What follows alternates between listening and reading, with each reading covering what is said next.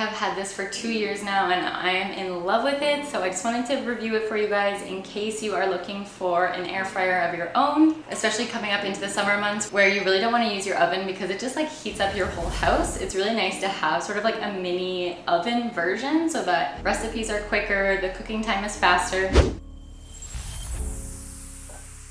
What is up, my wholesome lifers? Welcome back. I'm gonna show you everything that you wanna know, get into a little demo review for you guys, show you kind of what things fit in here, what cooks well where, and yeah, just everything that you need to know. If you are looking for an air fryer right now, this one, I remember the price when I got this was really good compared to a lot of other air fryers that I was looking at. So definitely go check out the link below, see if it's on sale. I think when I bought it, it was around 200, and I think it was on sale from 300 or maybe even 275. Definitely go check the link below if you are looking for one of these, because yeah, it is just one of the best prices I've found for any air fryer, and the quality of this is really, really solid. I love that it has 2 racks.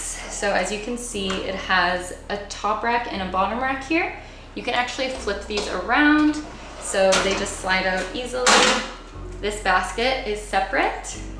So this basket you can place on the bottom if you want, or you can put it on the top rack. And you can also flip this around so that it's a little bit higher so that you have more room on the bottom. So when you're cooking 2 things, you can put like something tall down there, and then you can even put like some toast to like broil up here or something at the same time. So that's really nice. The bottom position is mostly for baking, and the top position is mostly for air frying, toasting, and broiling.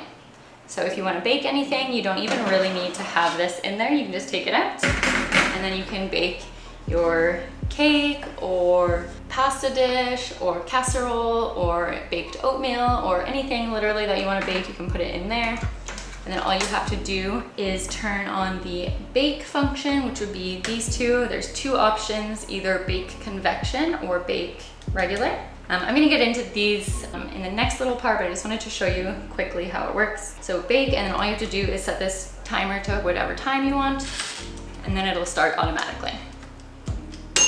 So this is a regular 9x9 baking pan, and it fits in here perfectly.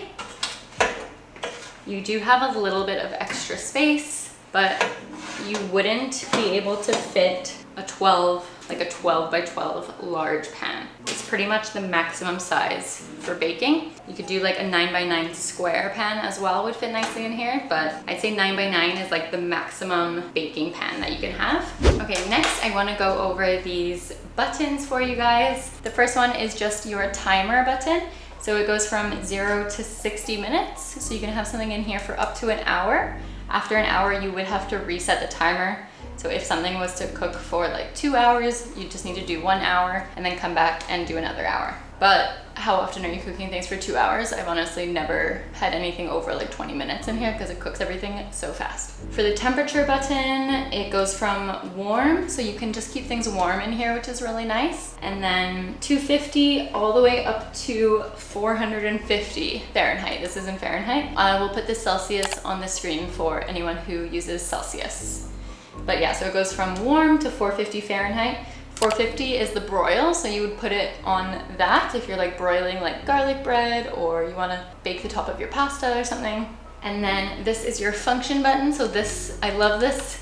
This is like my favorite reason for this air fryer, is that it has so many different functions. So the first one is just warm. Of course, if you want to warm anything up, it's fine. If you want to broil something, then broil is the next option. And then toast. So the only thing here is when you are on the toast function, if you use this timer, it's not gonna work. Toast has its own timer here. So it goes from light to medium to dark. So all you wanna do when you toast something is just put it to toast and then put it here.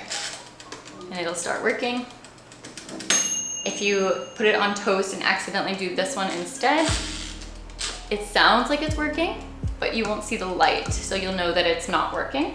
And then you just switch it for the toast timer and all is good. But for the next function, bake, so you have two bake functions. You have bake convection, which is like it moves the air around the air fryer a lot easier. And then you have just like the regular bake. So it's gonna just kind of heat it from the bottom up. So depending on what you like to do, how you like to use your regular oven, you could just use this the same way. I always like to do the bake convection one because I just find that it heats everything just a lot nicer, a lot more evenly. And when you do the convection option, like you would do in your regular oven, I would recommend turning down the temperature just a little bit, probably about 25 degrees. So if your recipe says to bake something at 350, I would probably do it at 325, just because it makes the oven like more hot, I feel like. Okay, and our last function, of course, is our air frying function. The air fryer is definitely my favorite thing about this. So the air fryer would be on this second rack here, on this top rack. But honestly, I do find that if I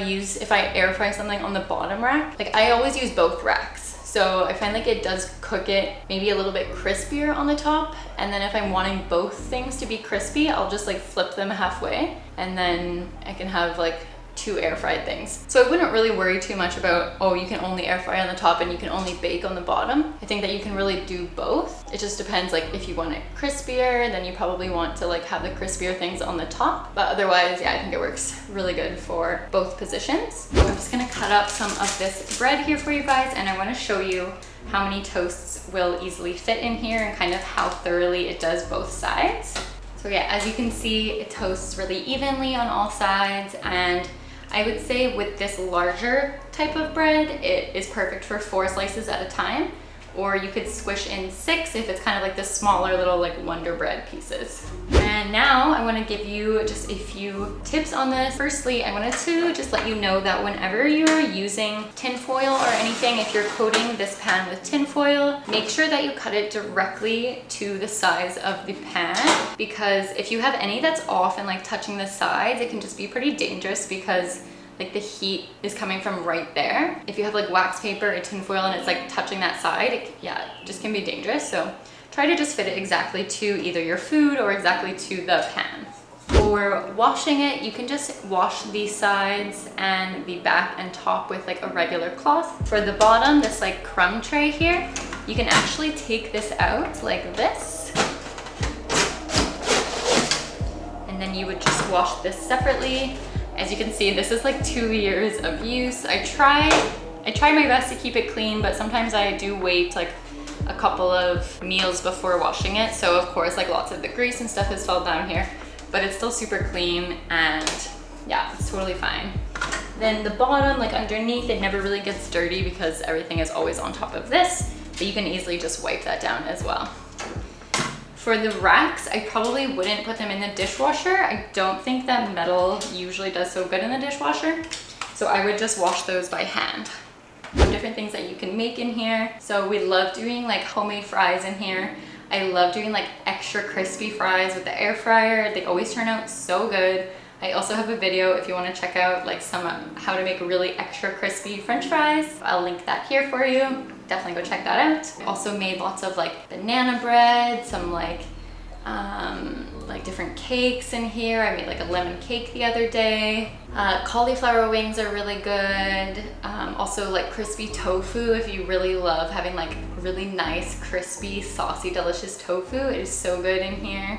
Crispy veggies, I love doing like kale chips or like broccoli in here. It just makes it so crispy. All you need is like tiny oil on it, a little like salt and pepper, put it in here and leave it for like 10 minutes. And it's so crispy and delicious. Comment below your favorite thing to air fry. I'm curious what some other people are doing. And of course, if you haven't liked this video yet, definitely please go give it a like. Definitely go subscribe to my channel if you haven't subscribed yet. If you love this video, you have to go check out some of my really crispy recipes from this air fryer. So good. I'll link them next here for you. See you guys there.